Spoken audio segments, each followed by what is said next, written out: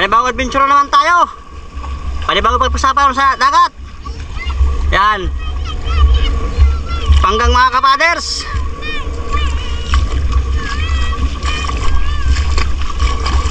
Balik adventure tayo, pamana sa umaga. Doon sa unahan, may nakita kong malaking isda. Sumuot doon sa medyo mataas na bahura. Sobrang kapal ng kulapo dito. Dito sumuot yung isda mga kapaders. Yun, nakita ko na. Kulay dilaw na isda. Anong isda yung kaya ito? Naroon. Nasa ilalim ng butas. Mahuli ko sana ito. Buwi naman mga kapaders. Kapag nahuli na ito. Lagata ka dyan. Hindi nakagalaw mga kapaders. Yun, nagitik. Tagpian na isda. Malaki na ito mga kapaders. Maraming salamat uli Lord sa panibagong blessing ngayong umaga. Nakalaot na kami. Tanghali na. Lumakas kaya ang amihan. At dito mga kapaders, may nagpakitang lapu-lapo. Sibungin. Lagata ka din dyan. Maganda ngayon ang pulso ng aking kamay. Dalawang sunod kaagad na first class na isda. Parehas na huli. Kwartang linaw na. Meron ng pambawi sa gastos. Natingala bagang sibungin sa akin kapag naispatan ang muka nila. Yan ang kagandahan kapag may flashlight. Pag naispatan ang muka ng isda, hindi ba basta nakakagalaw. At dito mga kapaders, may nagpakita na namang isda. Naroon. Papalas na mga kapaders. Hindi tinamaan. Sibungin naman sana yun. Kaya lang ang sinablayan mga kapaders. Di bali, hindi man nasaktan. Hanapin ko muna, baka andito laang. Pagtaas ko na lang kahanap ko sa lapu-lapu. Meron ko na sundan mga kapaders. Malaking isda. Kaya lang hindi pa makita sa camera. At medyo malayo mga kapaders. Yun. Nagsuot sa butas. Itong maliit na bahura. Ay mga kapaders, yung flashlight ko kahit malayo pa pinalingas ko na. Naroon. Sana tamaan. Lagata ka din dyan. Anong isdaing kaya ito? Uy! Laki! Malaking bukawin mga kapaders. Ayos na ito, pandaradagdag. Maraming salamat uli Lord. Kwartang linaw na, may pabigas na pag uwi mamaya. Maganda talagang mamana kapag sa umaga halos pila ang isda. At dito may nagpakita pa. Sana tamaan. Lagata ka din yan. Yun, sigurado. Tuwa na naman ang aking inakay pag uwi. Meron naman siyang pang ihaw. Ito lamang ang isdang walang pagpayat.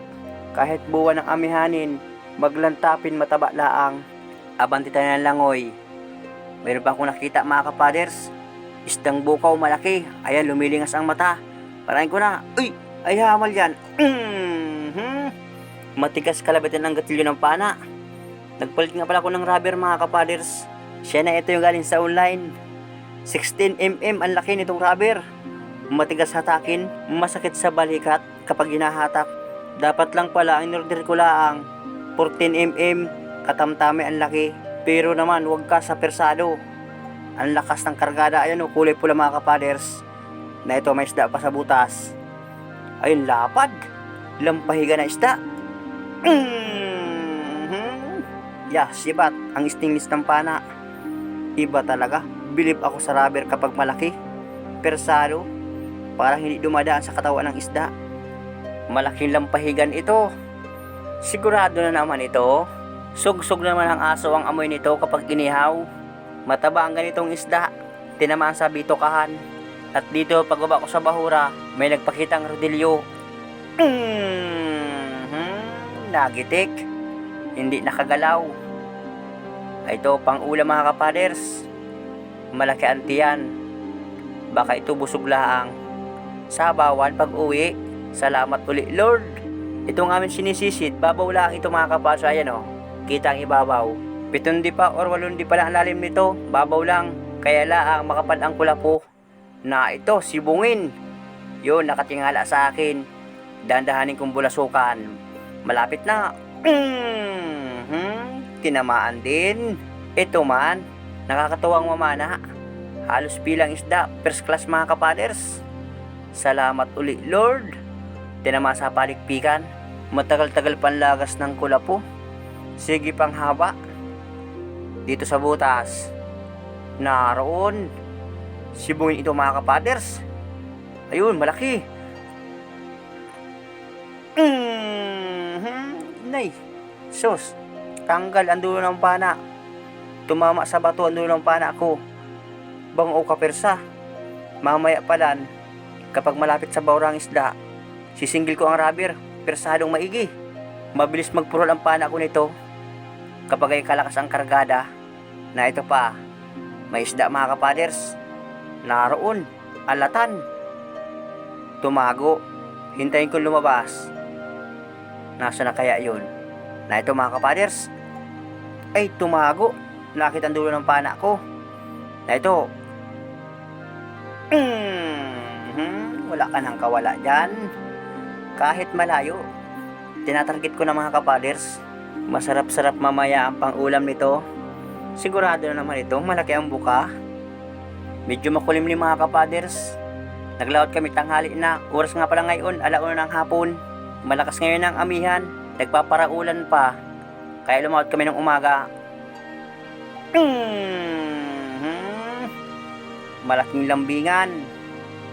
Sigurado mamaya pag uwi nito, inihaw lang ang masarap nito. Lumaot kami kahit hapon na. At kanina sana, malayo kami ng gabi. Ay nakita kong masama ang panahon. Kaya kami nag-inaraw muna. At para makadiretso ng pandaradagdag pambigas, na ito pa, alatan mga kapaders. Sigurado ka sa akin. Nagkataka din dyan.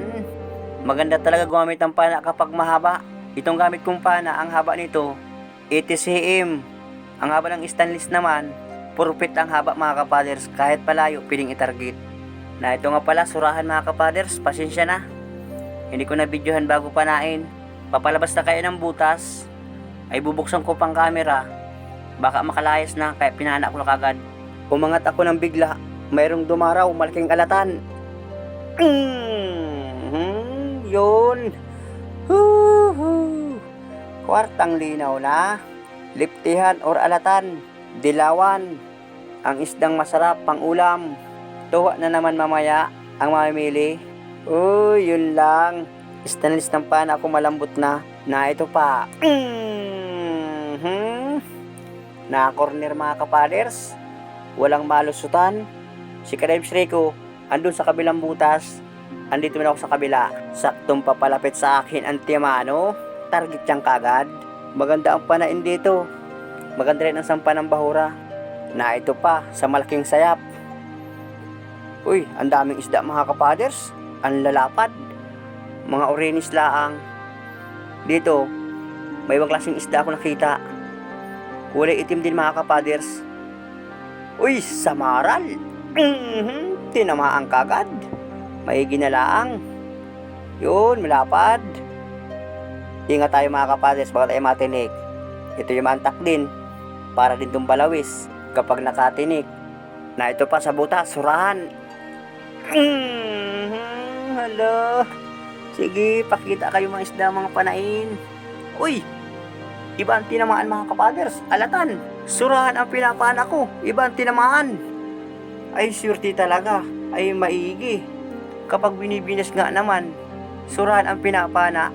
Paghila ko palabas, ito ang tinamaan mga kapaders.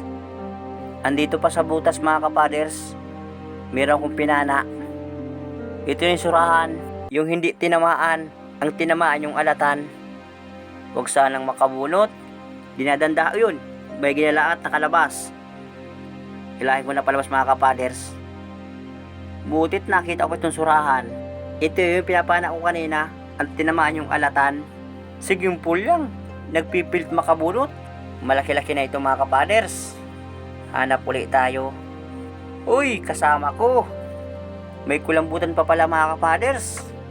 Ay na, papalapit sa akin. Pang calamaris, sigurado ito. Ayan, lapit-lapit ko sa bahura mga kapaders. At para magandang videohan. Maraming salamat ulit sa inyong panonood. Malutang na kami. Ito na mga kapaders, yung aming huli. Saglit lang na naman kami. Nagsimula kayo magsisid 12:00 ng tanghali. Nag-uwi kami 3:00. Ay, iba yung presyo nito, no?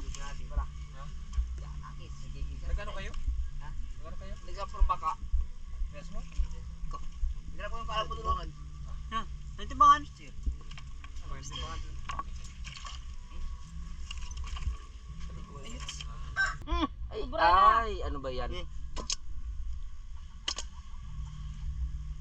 Ito, ibang presyo ito. Hmm. Magkano presyo na? Magkano? Yan, kilong. Ano yung lap ng lapo? 180 ba? 180. Ito. 150. Titimbang ko. 4 kilos. Di, sabi na. Ano ba? 4 medyo. Yan, masarap. Masarap yan. Oo. 5 kilos. Ito kilo siya sa... Lagay nyo. Sila kayo? 5.5. Ah, bayad mo sa damit. Sako. Hindi nga namin lap. Yes. 5-3. Ay, lapo. Hindi ako Ba, lap. sabi nyo, slabo. Eh. Ano? Oh, salsi. Ay, paman nga natin, Jim. Oo. Lapo. 5.3. Wala tayong lagayan. Bidilya. Yun ay tara mo nga mau. Yan ay tara mo na. Alisin mo na yan dyan. Oh. Ito?